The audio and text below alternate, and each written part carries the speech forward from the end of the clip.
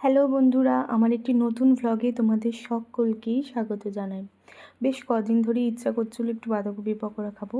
তো বাঁধাকপি পকোড়া আর হয়ে উঠছিল না, যেহেতু আমার থাইরয়েড আছে। থাইরয়েডে বাঁধাকপি একদমই ভালো না। তো যদি বা বাঁধাকপি খায়, সিদ্ধ করে জলটা ফেলে দিয়ে খায়, তো এরকম ডাইরেক্ট খায় না। তো অনেক দিন ধরে ইচ্ছা করছিল, আর ইচ্ছা করলে আর কি আর ফেলে রাখা যায়, তো করে খেতেই হলো। তো বাঁধাকপি নিয়েছি খুব অল্প করে, আর এখানে একটু গাজরও গ্রেট করে নিয়েছি, যাতে বাঁধাকপিটা পরিমাণটা কমই লাগে।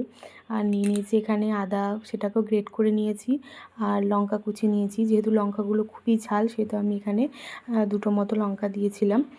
বেশ একটু ঝাল ঝাল করে খেতেই বেশি মন করছিল। তো বাঁধাকপিগুলো সকাল থেকে কুচি কুচি করে কেটে ফ্রিজে রেখে দিয়েছিলাম, তো সেটা বার করে নিয়েছি। আর এখানে দিয়ে দিয়েছি ধনেপাতা। ধনেপাতা আমার বাড়িতে এখন এতটা পরিমাণে তোলা ছিল, আর বাদবাকি এখন তো গাছে হাত দিতে নেই, রাতে তো বাগান থেকে তুলে আনতে পারিনি, তো এইটুকু ধনেপাতাই দিয়ে দিলাম।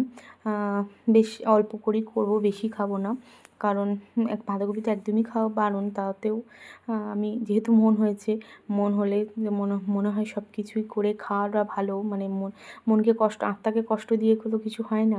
তো দিয়ে দিলাম পরিমাণ মতো হলুদ, 1 চিমটি মতো, আর পরিমাণ মতো নুন। এবার আমি কোনো জল দিইনি, আমি শুধুই বাঁধাকপি আর গাজরটা থেকেই কিন্তু এভাবে চটকে চটকে নুন দিয়ে মাখিয়ে নিচ্ছি, কারণ নুন থেকে, বাঁধাকপি থেকে জল ছাড়বে, প্লাস গাজর আছে সেটাতেও জল ছাড়বে। এখানে কোনো জল দেওয়ার দরকারই নেই। আর এরকমভাবে বানালেই বাঁধাকপি পকোড়া কিন্তু খুবই মুচমুচে খেতে হয়।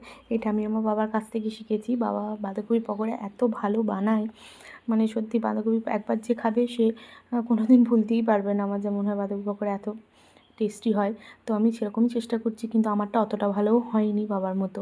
তো এটা মেখে খানিকক্ষণ রেখে দেবো, যাতে জলটা বেরোয়।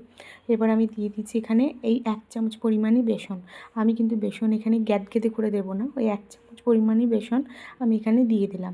আর এর সাথে অবশ্যই দেবো চালের গুঁড়ো।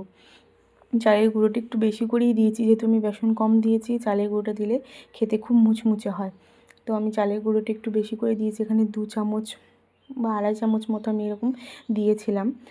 দিয়ে এবার ওই যে বাঁধাকপি আর গাজর থেকে যে জলটা বেরিয়েছে ওটা দিয়েই মেখে নেব। তো একটু যদি পাতলা পাতলা মনে হয়, তো আপনারা আবার একটু চালের গুঁড়ো বা বেসন একটু অ্যাড করতে পারেন। আমারটা একদম পকোড়ার জন্য পারফেক্ট রেডি হয়ে গেছিলো বলে আমি কিন্তু আর দিই নাই। তো এরকমই ছোট ছোট করে নেব।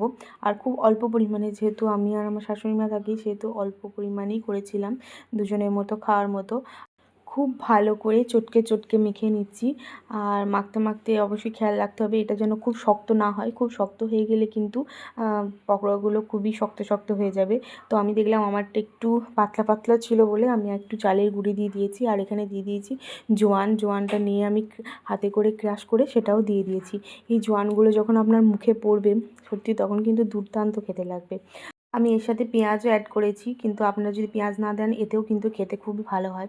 তো এখানে পেঁয়াজগুলো আমি একটু বড় বড় করে কেটে ফেলেছি। তো এখানে পেঁয়াজের সঙ্গে ভালো করে মেখে এবার অল্প তেলটাকে গরম করে নিয়েছি। এবার আস্তে আস্তে এইগুলো দিয়ে দেব, দিয়ে দুদিক লাল করে ভেজে নেব।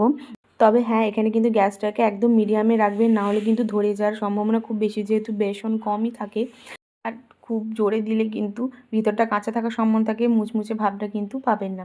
তো আমি এখানে মুড়ি নিয়ে নিয়েছি, আর গরম গরম পকোড়াও নিয়ে নিয়েছি। চলুন আজকে সন্ধ্যাবেলা টিফিনটা এটাতেই সারি। আমার এই ছোটো ছোটো ভ্লগগুলো আপনাদের কেমন লাগে অবশ্যই কমেন্ট করে নিচে জানাবেন।